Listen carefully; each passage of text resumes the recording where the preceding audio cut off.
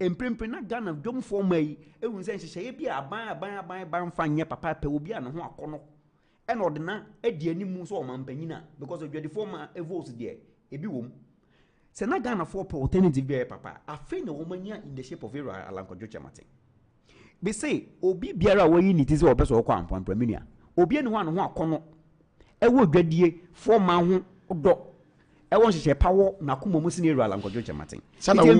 That is the hope. Na say ade wo hodada because when Yero Alankodwo Chamate mpe and as a trade minister oteti BRCs bojo sisi BRCs business resource centers say mpo udwa na kra bra begentete ya wontuaka me di nipa wo edwade hu nim de atena say bra begentete 67 BRCs across the country. He built across the country 67 business resource centers. Ah ebo ma dwade for mai omugwe disem enti say ye pe obi obetimi aba no be affect business development business growth me no ka say ni protect base protect Ghana days one of the two key businesses that is free that UNDP project ne buy e wo groma say kasapreko ene tropical cables enti say ye ka dwade nsem ni emu hyehyɛ dia say dwade fo man e pe obi obetimi amomugwe disem akosoro obi obetime hu nse baabi omoton niema ye market centers no eye papa omudwe December koso there is no better alternative going forward in the 2024 election time Yero Alankodwo Chamate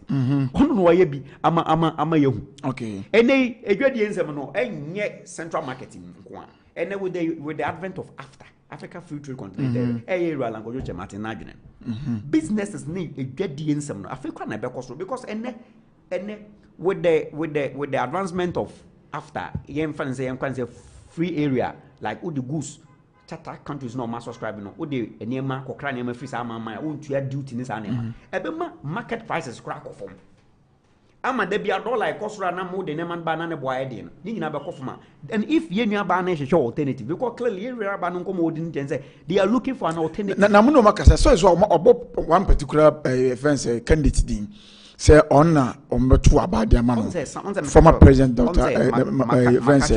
Mahama or Kobo because ono no obesi de na di na ni hu okay what you say apart from the infrastructure there are some of the things that you new policy wise with the policy of after ebedu maybe no onko kra na free Dubai makro mu ameton o man de betu because there are countries no ma bayet o matata on after they bring these goods on the okay tata na e free you don't need to from what must say enti me I have said the time upon time money Mahama as an alternative or before in 2024 in Kumasi it is not viable the MPP led by Dr. Mahmoud Bawumia any area Mati Obogu Pempe who from market is in the constituency only God knows when so clearly what problem for will get this because Yoruba Bawumia only paper because exchange rate is so pinning it down to foster the growth of your capital the exchange rate no free IGP nsem ashe usika here na po market na see the constituency only God knows so these people no they are not back their amount in terms of market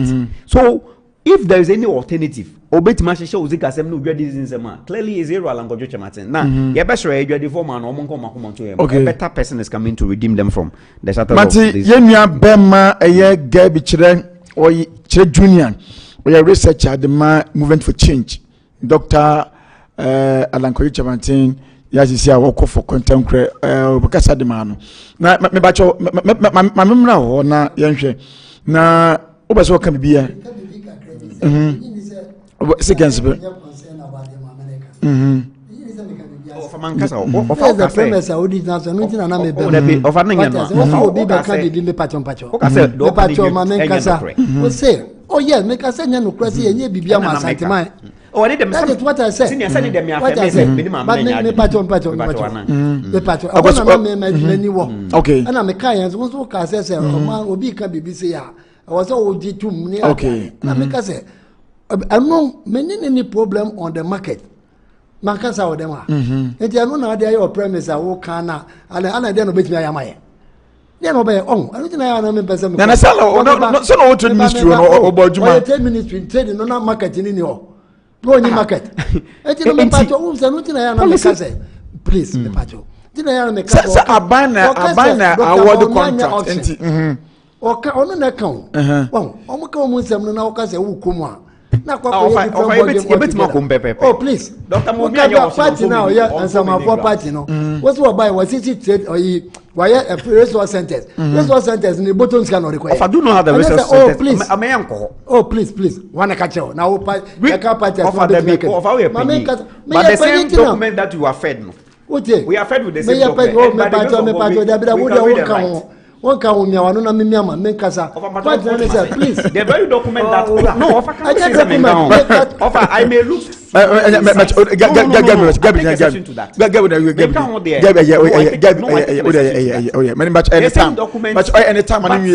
no one tag no I was on council so also on count one we be so count telling the nyade be I was interested can we put it because I won't count say no dey won't count na no dey won fa no say dey can no I go see much of Mohammed who attack aban no said there's no option proper option as to say MPP Dr. Bawumia say what can one say nyina but me catch you an CCM no awie say wo ko wa obi nso be ko me ko Holland na once was started me say ko once was started wo so me say ko what started wo so tese man can answer met me ayebi yeah we know I can do more than much now point is this that aban na wo be describe no say fon no say aban kro na wo nipa no what tremo resource center wo di dwa wanum and was resource center wo ko si no wan onu ankasa di ni bottom ne ko si ye enye under a government policy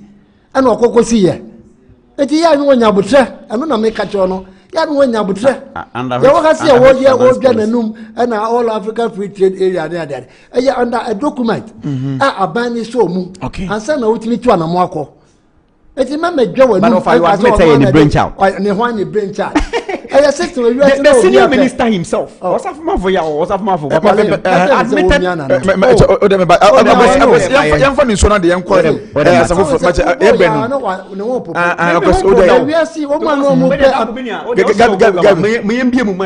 candidate in any serious jurisdiction he has no business with governance in any serious jurisdiction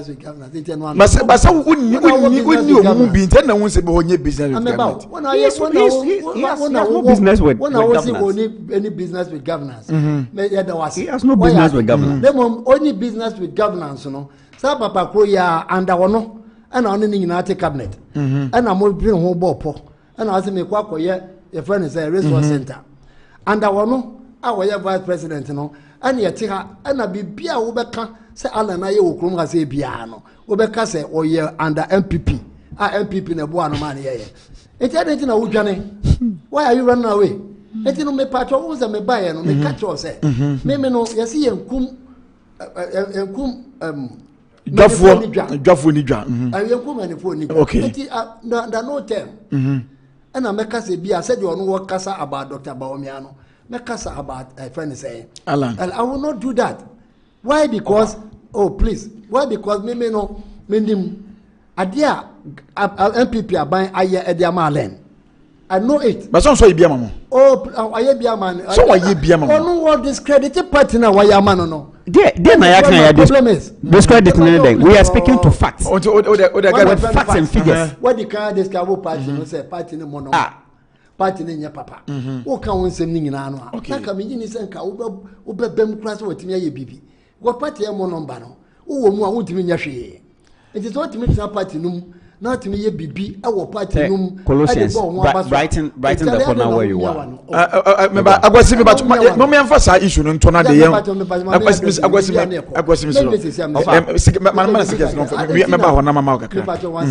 I didn't know. I party now what this carbon say a more number. And your papa, Omuni and his Radi Hunu, Omuni be Pia Umbaya Magana. The same party no. And I will nipano derive on a pride. And no more. What can I tell them was the Africa Free Trade Area. Africa Free Trade Area, Africa, there are a lot of countries. No, be up as a debate in the crew. What is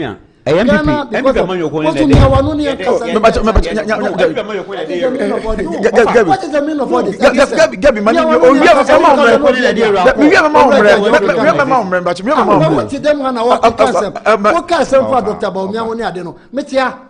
Me me ama no ma wada na wo de kai ya ball and dia so no na wo no ko school no na sua de mobi Me want to call what is the meaning of Saudi we are kind. My point is say under this government, MPP are buying not until the last month. And now 7 years now or be prayer buying. Now on the casa can say them about way. It's what one over casa oh yeah research no. What be try catch as a party in your papa. Well first picture how the car you know say a party no and some of 4 party me you know now person say you way and we are by you way. What's now home? And I'm catch was a nipa na wo casa man no. Ono no yam fa no nsia ko fa sa na ma me kama se mani ni me bacho akwasi me anko ye brand misro ma me land na me na Ghana fo nyina antia se abana ye na djuma okay and ogusu so akoye be pie no obetimi akatem se ba o me anya fit for governance. How can you say that? Okwa hoti aden.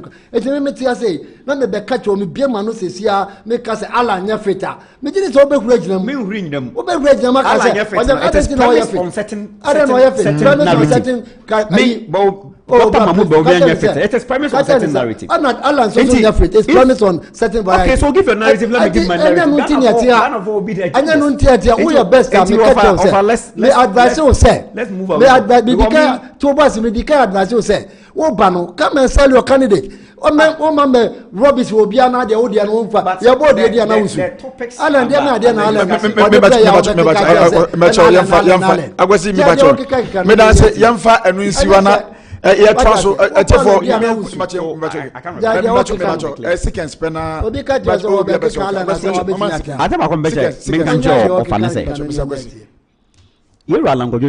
Even before politics. He was a resource person for the world. Resource no for your World Bank. He has been a resource for UNDP through the MPP. MPP among your corner. All no be Alan Gojo Martin. As an African nominee. I don't know about the World Trade Organization. No. On the be apply. On the be press abana be gina tu was the MPP government? No. Whether he won or not, that prominence that didn't come from the MPP. Right? Now, I know you are if we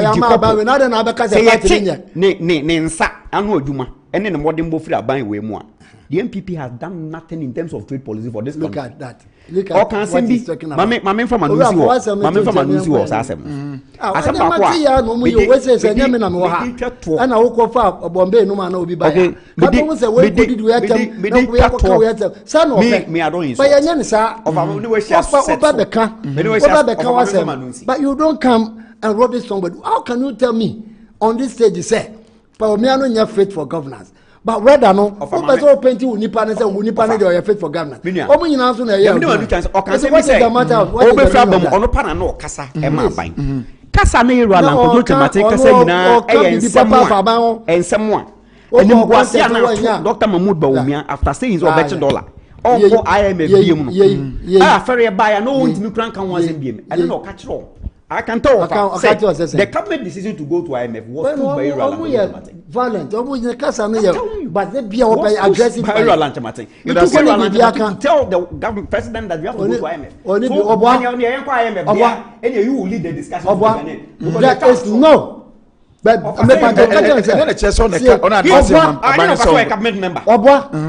if it's a cabinet decision, I'm going to this is free Alan.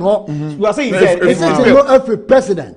Alan and can't president that. So why did he let the IMF? Why did he let Alan IMF team? You know, I led by Ken Ofurata. Why did he lead the discussion on IMF? And the question discussion. I say, and Alan, please, I don't know.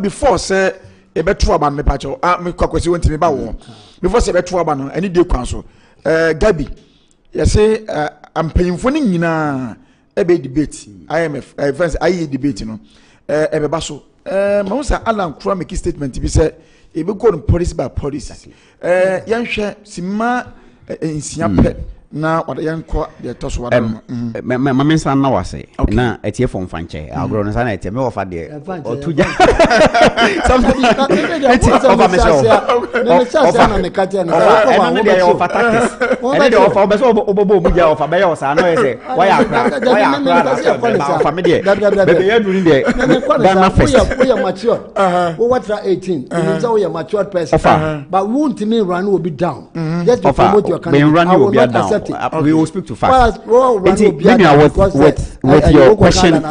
question on the table. Okay, say. Said the Debbie American can ye Jake be mamma cabin too and fear you as a million. The duopoly NDC MPP. Yabaqua bar. A quiet true boy kind of politics. Ye, yen shadan and share.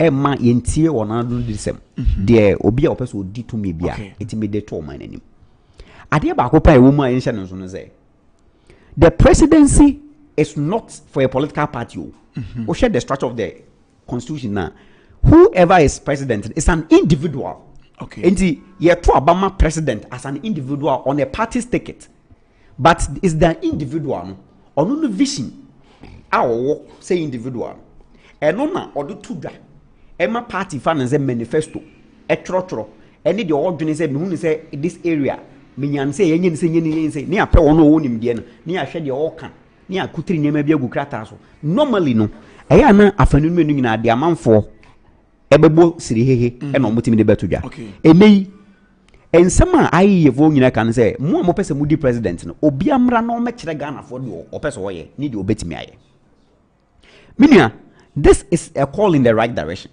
Because we have produced onto Ghana not just a manifesto, we have produced onto Ghana a policy document. Every aspect of the economy, say under the 6 clusters.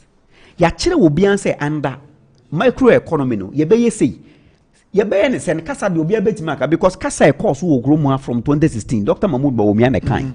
And no one answer much no. So sad there.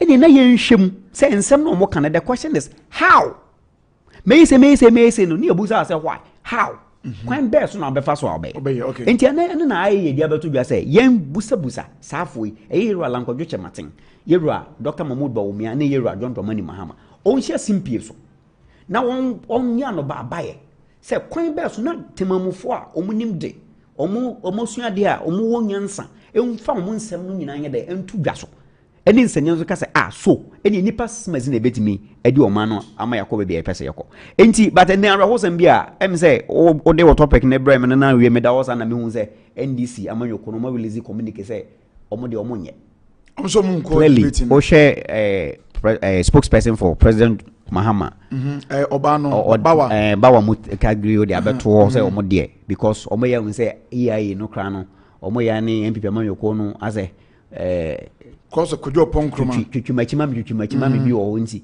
omokro omonjintum clearly this is an excuse it is an excuse because the NDC said the medical can so when I told you that John Dramani Mahama former president and your alternative that is where I'm coming from because debate will bring you onto the Ghanaian people the whole person way yes sir oni kwan odo man na befa so amaya ba bedi ya ma ya ho mprempren almost 24-hour economy how brabe chire Ghana form how on the debate form also oma Dr. Mahmoud Bawumia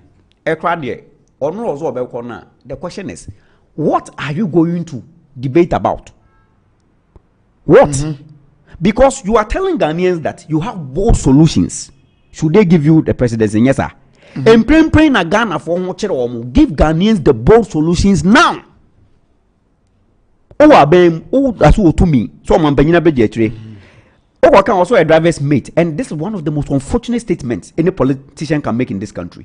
Yawaha, and a president Nana Akufo-Addo catch the mining in say okwa hu him na need to tugu ne nsem na say his berate of ideas ope susuye ni hunumu bia eni papa kope na ni suduru nanim Dr. Mahmoud Bawumia anyasa where's on joining President Akufo-Addo can okroma say now this same person turns around and tell Ghanaians say Montomami na me bold solutions afi na Ghana for ho kire afi na dwadifo ma ho kire afi na unemployment rate kosoro so bold solution no a ozo wo no e na ye friend say bra debate ba so on kan say omma Oh man, they are not Obeka. So on Castle. They are not Obeka. Also Babwan because on what is he going to tell Ghanaians?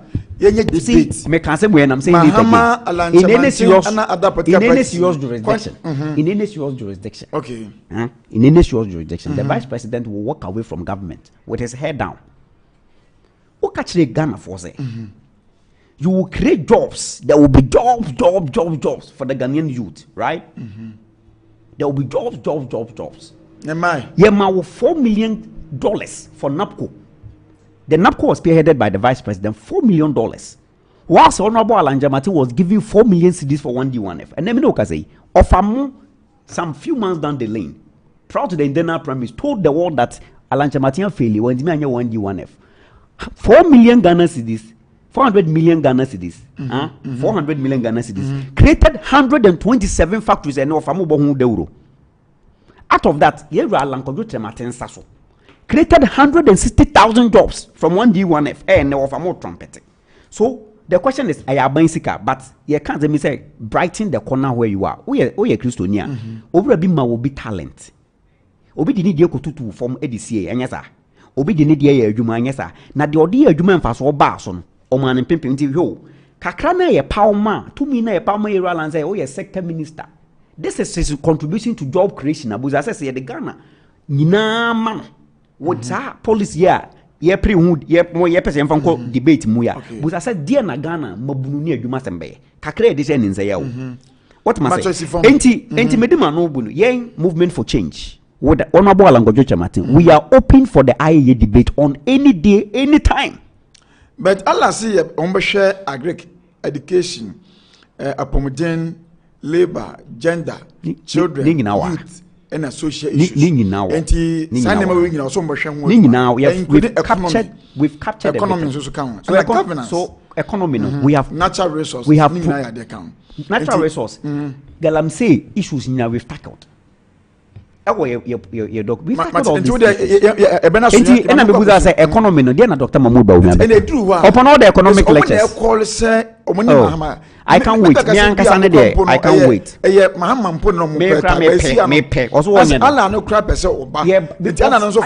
Because nobody, no meaning Ghanaian, being who because I after me and some more about or being who own him dear or Mamu and this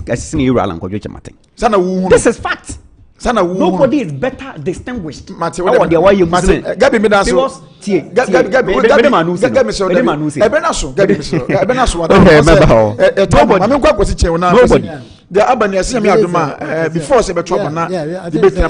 call in the right direction. The jury is no. Both solutions in there and I exhibit Amopia, no one casa tea when you're so fast. One casa, what you say, Papa, next canico. When you're so fast, okay. What I say, hypocrisy, and a yellow.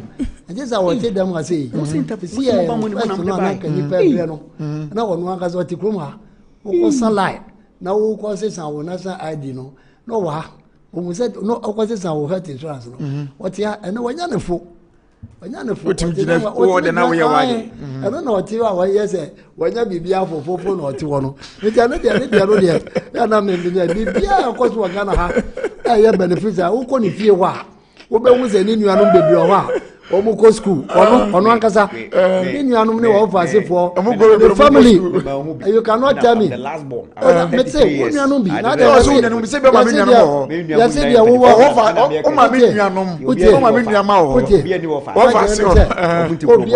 can't tell me any family member being one for so about it says. It will say, I'm not just a one casa and a wood casa edit. I said, look, I fancy Alan Martins and no also cabinet. I don't know the one you blame me. I don't know. Okay. Go come home. Is it I'm quite young. So I don't know what's me about question. Okay. Gonna for because me say. I don't know Alangas one withdrawn and free MPP moon tem. I chop also. No, what time and near my year for exactly. Because and some I chop also. I'll be out called Biacho. Me say. Or we, and or train home. Yes, or your crowd on the sector. Okay. Or we were but on your twaba. Yet to Aba. Yantwaba. Aba ya 2 years. Or come on premise number. Young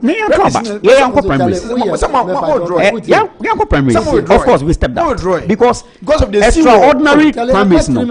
Captain for no bear in show fee and fairness. I'm not missing big bow. President. President.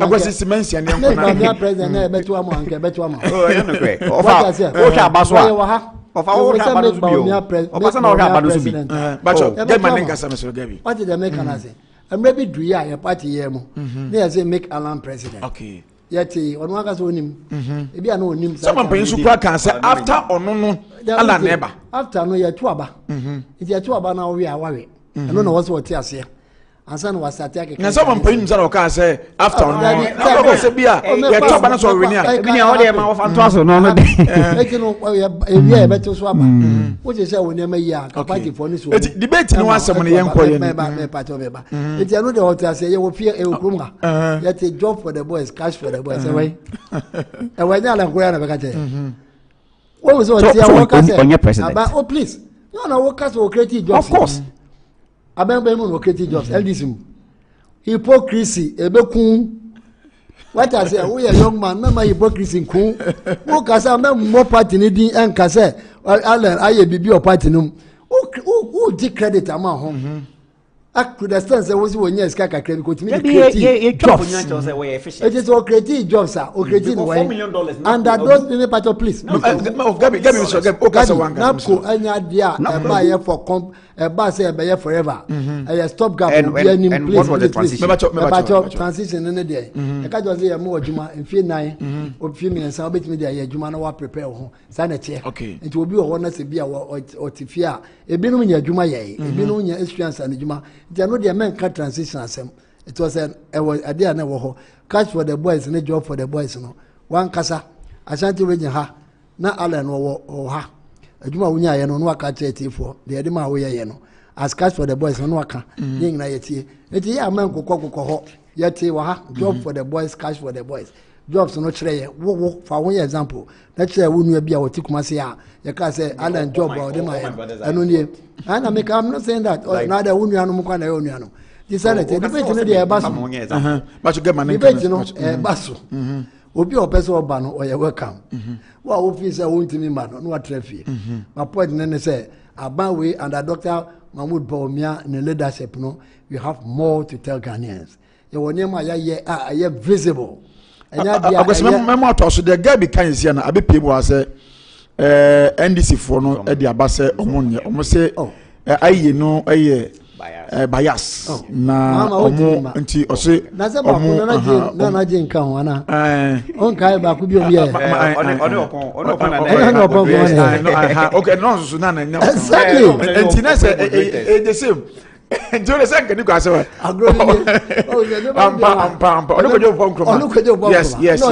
Yes. One is all about the vice president didn't know you, Mama. No, the paper for money. Oh, yeah. Oh, me, we said, no, yeah, no. What's that? The first one is a bias. And I will put a point in and say, that time I know no so Tiwa will be that questions. No, treat the Mama Hama. Oh, okay. Of a foot to the office, and one of a but I was a young one, Mr. Brennan. Say, debating the open rubber. Okay. But Ghana for Bessie. Policies and programs. We say our year, the Maben are the prayer. Then our person, yes, and us to top as or yeno. And no Ghana for Pessi, now who will be an waka. It is a very interesting. Will be unfunny the money in tea. And said Dr. Baumia Ekuta the upper hand. Our walk and she said, Papa, our day ba, I'm in our Ghana for me. Or to see Papa, our day bawaka. Baby, because our GTP crowd, but much of my money. It's in more GDM passe, Dr. Baumia Waka, do best obey. Okay, and I'm on 2 best obey 2, about 77 points or the 2. When it comes to trade, a quite a fast way, a bit me a friend is saying 1 point price for containers near there. The meaning of was another containers here, I can once say, over by $1 and a $1 I said no. I see them pricing in cities. Or say a uniform price. 40 feet container, phone are the buyer. Phone 40 feet and you're saying 20 cities. what you are there, where you are there. All the car and buy a car do send him and I enum 20 feet container, car back a container back here 20 cities. What you are there, for there. If the policy say and a yard the palm, they say, or they bar or they bebo. What's in a car on a great choir first why a bois. A choir first education, especially with a friend said, take the technical and vocational education. Say, be a nipa binyan and san Juma, no what me up 1 honor what me. And I was about 580,000 students, and I will rule on the technical and vocational education. That is the TVET. And then a man bois and man could answer to me and San Juma. Me and Casa Obama Juma was all the about one could be why you train. What I say, opportunity no. And to what we are Codano, and also what we are Timamunino, and also Timmy capitalize also. So the Libanese a Quacosia. No one's work was irrespective of a Jumeba. At the local news site, I took upon a POP. Okay. Because I got for boys in a way. And think Codano be a woman, not de be a man a day ban, almost some no Montas say. I dare not ever be one casa. Memina by mother. And ya by mother, I mean, it's a maybe that's what but made me survive almost every time. Okay. I am a fashion for a long time, Papa. Over a out. I mean, or done in Ubian who are winning me so. The poor dear man penny for pa. Me Juma every time. Maybe not. Yeah, better have a so what I say. And you know, the man met me as Juma. Upon some of your school near the idea, met me as Juma. Then on a made the home there. Now we a young boy, I shame me. Now also tells you, say, and your school, and that time, one a year's car. Then mum the old ones are bayano, and also bet me a day, and bet me the scabro. Until let us encourage them. And I said, you man, you now walk in, will be a Juma and will be a Jumaya. And Pimpin near near Busa said, I didn't manage to say now they are towards and could not bet me a BBS. Because who's your BBA, my near deal. And I'll buy soon to me fat and Koraning in Juma. No more with scale, no. I idea will be Babefro, who could swim plumbing, who could swim electrical. Was a boy be or electrical, a woman. Eteseke or live one side. Okay. Coffee lie. Kiwe go so be more and the casting electronic. Coffee and coffee go a train. So Baba Pio Mukasa more. What I say? As we have a background, education, not an idea. A Kuyentian Cassanian say, your man, your Mabawano. And you 2 things. You go to school or learn a trade. Uba Penny, Uba Binibi, Uma Mini Binibi or the Boadia, and the Mount Sano Momau. Ubet me a didi. Usua bibi kakra, bet me a man, no more anymore. Ubet me a didi. Then the bagger on the same man, say, I make a channel. Upon so free school bow, and pharmacy near the dinner. Of his school, mammy, a Juma will obey. By force obey, and no would not want to try my embassy. Oh, free school by the barbecue. Because at least a bedroom 10 big crown here, they will say, what way a Juma? A Juman quality could be as in this year, no Timinko. Bet me a try them. No, upon what me could bet me for work and pay. No, my yama. Yes. They are students from Pole Omuba. Work and pay. We are not a year to our canal call baby. Okay. What is it? I was made a second for. Say, the bet in a coso. Employment also the America. A month and let us get together. Now you see the doctor cano. Yenya technical skill being a fine juma. Not debating as so. Oma Omubeba no Mumra. John Mahama own to me ma because I know to say wapem. They say by Alan neighbor me. Alan so only point own to me ma. Hey, no about the catcher. Oh, be your brother catcher and Quaka. Oh, now Quaka say about me or Becca. I don't know the who's why do you always cry? You're born the Panadiana Wusu. What to them had you never manity. And I walk at say wouldn't him there about me Becca. Who cross near him say be a over Casalan, but win or whatever. One can. Maybe them go be a man of Casalan, or Miss Seda. Nam Casalan, then or Becca. On them with the hour. Who bad is only with beauty for economy. Yeah, young economy. Economy no any day. Economy no near dollar. Economy near per se ben ye be a dear to about men. Okay. A buy a school same with dear ben ye per se. A buy a dear friend say hospitals and as a healthcare. Yeah, then. May a dear back home. I may repeat way. A dear back one may a yam or may be a mo. And as a may checking the scale of preference. A dear back one made it to one a security. So o money is secure that bibia akoso kama akwese na medase me bacho akwese ebenaso evansi na yenko 1 minute penalty yemfa nso so se mo mpanyina point deputy IGP bacho Gabi mam ko akwese dey to asoma yeah me think say ne kwanso an ayemra ano na me dey ayi buy this is the law constitution no na the police service council That's the constitution of the Republic. Okay. It was young from Sobia. Obia was also say, "Man, Penny, our appointed deputy." Now, why you born to be an answer? Why you from Sobino? We just obey me the alternative. My friend say reasons why president any right. So, oh yes, I do. Deputy, you know, I won't. But so Obianka Santi as a exakwane yakwanpo. Obi me so be kra mente say Obianka why to live in this. But say we are quite say we had the months na kana ye go to aba. Months I can to be anya. Okay. Aya Juma was o man panyi ye no. Because o ye say much panyi o ye was na man for kan was yo. But emra no man ho kwa. Okay. The man no man ho kwa no want to mra. Na was ye nya deputy e man ba ba assist ya. I don't know say wrong. The president to advise. President of Vice, me coordinator, national coordinator, persons with disability. One assistant or our woman. What did the American say? One casa, managing director, deputy managing director. Oh, I didn't think I could do say IGP near say deputy IGP will become.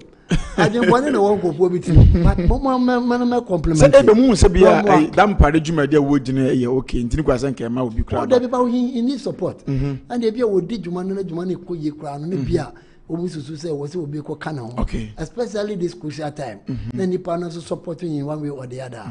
But it is a nebony. And you know, some near more president Abaso said, you my dear Woody, no, Swanny, your man, young Damasi. So what me share, Nasa name in a concern above all, no, one may a peace of mind for the last 8 years. Yan tape Basa Bias will be free, baby, a baby attack here. And this a Kazak, Obetis a Bibia, Banabia. But when it comes to security of the nation, president number one. In personal, Mr. Christian Tete, you know, or on one, Eunice was to be all by IGP Bitina. Was a fata say a demand. Was a fata. Was a fata. Major answer now. President Bear appointed only police council no di Hong Kong. Yes. Answer na council of state di Hong Kong. Answer ni ahwe record near there. Answer ni the Jumadi na man. Okay. I have no doubt in my mind say President Bear make the good choice e dey amaye. Bibie no chese baby aye dri no aye kwa akoto aba no. President Bear bibia e be man credentials and say be man ne ma papa wa ye no. E be hwa ya fa no. Konye bibi sad. But make it sure say we will be peaceful and live in a very nice constitution could act man baby ya constitution was Obenya no police act. Obenya no police act where do I find it? Article 202. Net 202 we are crab on constitution. Okay. Police act. Okay, so the problem member wana or 202. 202. Over chapter of the constitution now. See the police service act. It is here. 201 202. Okay, 201. 202. Okay. See as 201 202. And to open here there, we kind the whole chapter. The whole chapter police service. There shall be a police service of Ghana. No person or authority shall raise any police service except by under authority of an act of parliament. The police service shall be equipped and perform its traditional role of maintaining law and order.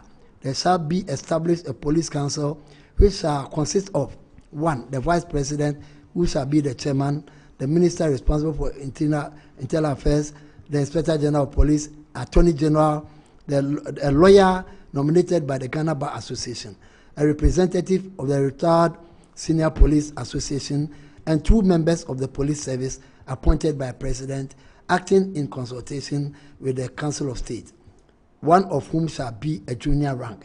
That is the former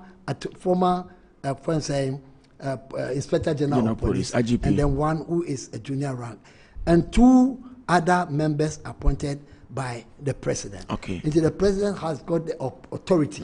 So obey according to the Constitution of the Republic of Ghana. And to one Constitution now, if you are Ghana publishers so be in the branch of her with me at the copy. Maybe be a won't be what in your kind. Mukasa, if I wanted the so much and I'm quite but I think the president is doing the right thing for it. Okay, but Ocean statement to about tenants based on police advice. Exactly. And yes, original so yeah, what the point here. Okay. So might say and you might say Ansana. Or the authority. Gabi, simami no. Okay. I'm supporting the boss. Na bibia nya boko. Bibia nya boko. Yam pese bibia bebem. No chanko.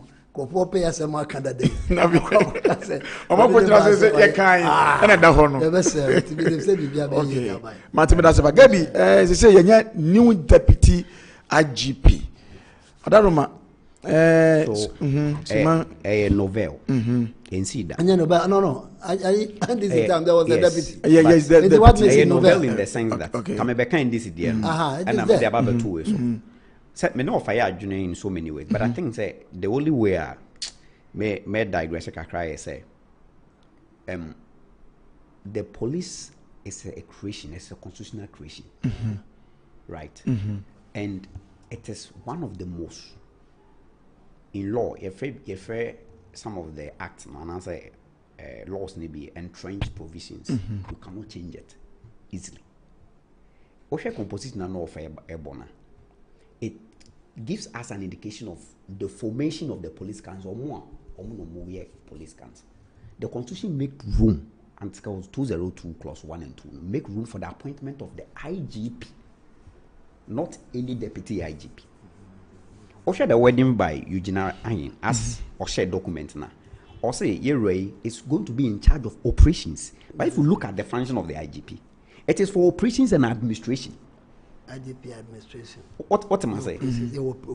Okay, so if you look at Article 202 clause 2, Article 202, the Inspector General of Police shall be appointed by the President in consultation with the Council of State, not the Police Council. The Council of State. Not the Police Council. If you look at the wording of Ameba. The Police Council will give their verdict before the consultation of the Council of State. So now, what I'm say, for law and order purposes, apart from the time in a month for raising concern, say, hey, because of a man or some every baby, and tonight the Biaka was and send say, oh my. I have no problem because yeah, does, right? So if and some baby pay a law and order because but speaking to the Constitution, the Constitution only made room for Inspector General of Police. So Article 2021 says that the Inspector General of Police shall be appointed by the President, acting in consultation with the Council of State. So the wording of Eugene Ahin document them and now open room for some of these things. What as is supposed to be written, because you are saying that per the advice of the Police Council. By the Constitution says that if you want to appoint an IGP, it is per the advice of the Council of State. That is not so and then akofa ofa nti omo kan ho asem what I say and akofa buhara number. If you look at clause 202 clause 2, it says that the Inspector General of Police shall be the head of police service and shall, subject to the provisions of this article and to the control and direction of the Police Council, be responsible for operational control and administration of the Police Council. So now what power will be as deputy IGP in charge of operation? Then what it means is that you have now per a provision of this constitution and per the interpretation of the letter, you have now subjected Radam Pari to administration purposes only. It is sebe. That is an interpretation per the letter and the spirit of this constitution. Per the letter issued by Eugene Ahin as the director of communication at the presidency, and per the spirit of this, because the IGP as a whole is in charge of operation and administration purposes, right? Duties of the police service. In general, I catch a ratete say, "Oh, now be in charge of operations." And what have you done? You have stripped a portion from him to be given to ratete. Yes, am I saying? Me pato read for no man. No me ana no read for man. No, from what the president the president may, subject to set conditions as he thinks, delegate some of his function under this article by direction writing to the police council or to a committee or to a member. So listen, the point I am saying is that I don't know listen, yes. So may say per the composition of the police council, there is no room for IGP. The president could have allowed any member to have served without any designation. The argument is that president deputy, my appointing of deputy IGP without any specified rule. Perfect. But I say because mamrano so na yehwe because to mean ka say the whole pe say bia who appoint to be abra emrane kasan. If you read article 201, it is giving the composition of the police council. There is no room for deputy IGP. Okay. It is not. There is article 201 of a read. The point is that the argument we are making is that let somebody tell because ekobasa na just say you're paying for the idea because you're near my association before. Let me tell you Constitution has something that can was some. Yes, let me tell you why we Constitution is so different. Okay. You see, we have an act we call Transitional Act. Okay. Say to me as a son, one of the provisions of the act then say 3 months to the elections, not say after election, 3 months to the elections. You cannot cut short for any major project. You cannot change. It is offer. As a student of law, I am telling you that. Oh, there be the law on your papa. Okay. There is a Transitional Act. Say Yavan say in the most unlikeliest of events, whether I'm more for a ninja. Yavan say MPP am transitional team. Exchange of files. Just like that is backed by an act. The act stipulates that 3 months into the general elections, you cannot kickstart any major project. Time. A car 3 months to election. What did he do? And we increase the NSS for allowance. From 359 cities to 559. And also as I say, movement list is concessions. Be man in an so why? Oya was ana. Now obetma to told me for ketchum. Oya was ana so be bogu and so won't pay me for say. But the act, the transition act doesn't allow that.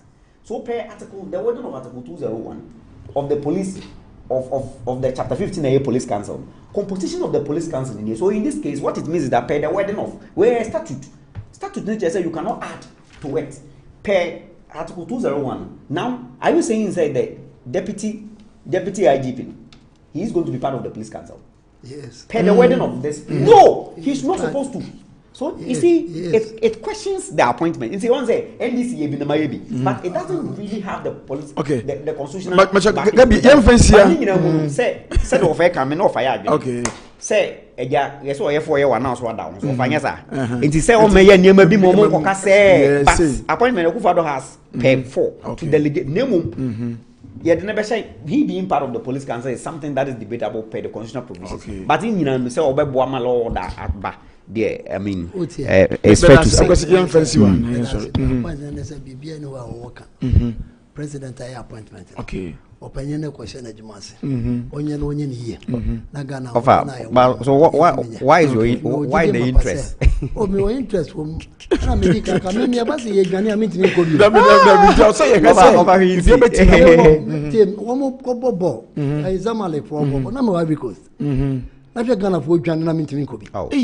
What I say? It made the security they will be the nurse and Bahwa, Namadra. The Pacific United Temu Boko, and Yakranwa, yet more bonny and train, baby. Because I'm a bonny here. Yes, it's no majority as a baby, but I have a boy near security in Ayajuma. Okay, when I'm so on, I win on my Sia. Now, woman now, Tratable, what they say they are Timmy, now police, then the deputy, and penny for Adrian and Mamma.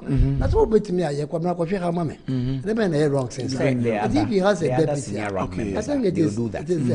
But the exaggeration is almost weird. It doesn't matter. So this particular appointment, people are questioning because either way, now no person question they are challenging. Or another technical way be a person or this particular election. If you tell us that maybe you can yes. Some of them are income. Most of their decisions are income. But with this posture, you didn't know on. If the president feels like Mr. Dampare or Relivina, you could just straight away hit it. But this one is like a shadow. It's like a shadow appointment. That's why I said that to me and Dampare it's like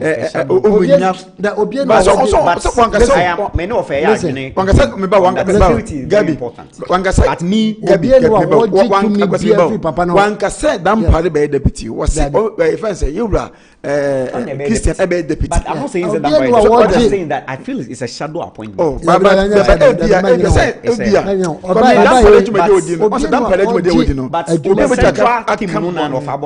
okay, we should be secret. Yes, and that one, Chroma say no, the truth of Obi are neutral. Una better why neutral. Neutral be a new Chroma. Chroma ne J. Omo debate here. Information minister. Democracy capna very necessary. democracy Abafanto is winning power. Democracy can put no events. I think everyone has a mabon na enrich. Kodo kwashe Kodo kwani as boy. Want democracy can na go see na 30 years of democratic governance no. So omo boy a maiden. And Kotoko she has 2-1. And a parliament and so ex blaster players. Parliament and so she ex for the 3-1. What will be a step? I mean, it's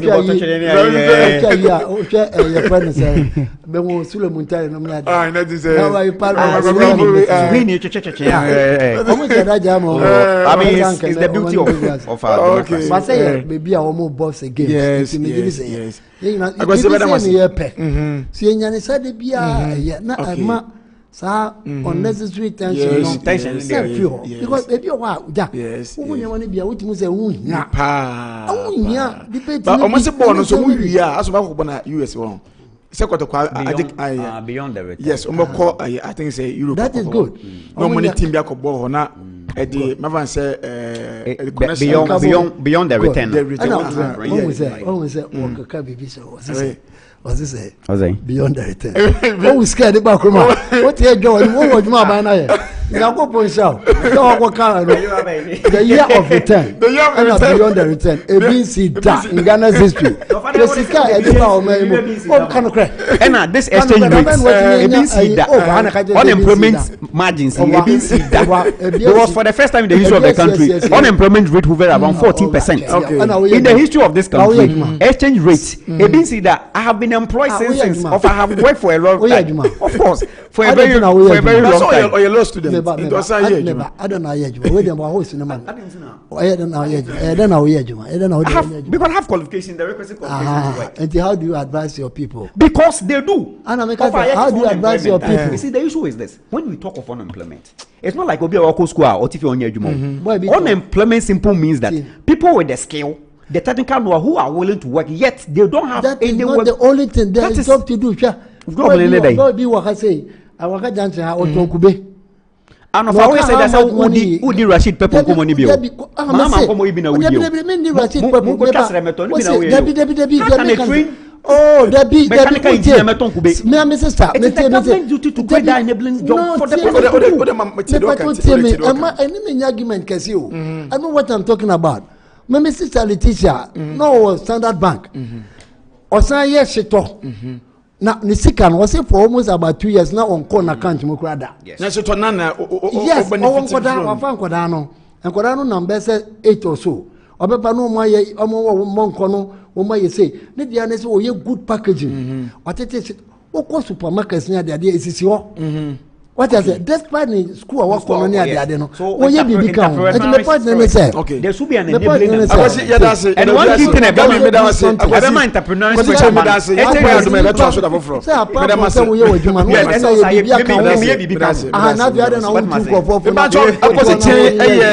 Former NBB communication director at the NPP. And a guy be Junior, a research leader, a movement for change. So was Santa region in the Santa region, but Kaya home be a equally pie, Edamasi, I was see. I was say, maybe any of Danso Jumadi show the man to be second boy Aduma, a graduation, now at 2 hours at the mountain. We be as a coming in Bye.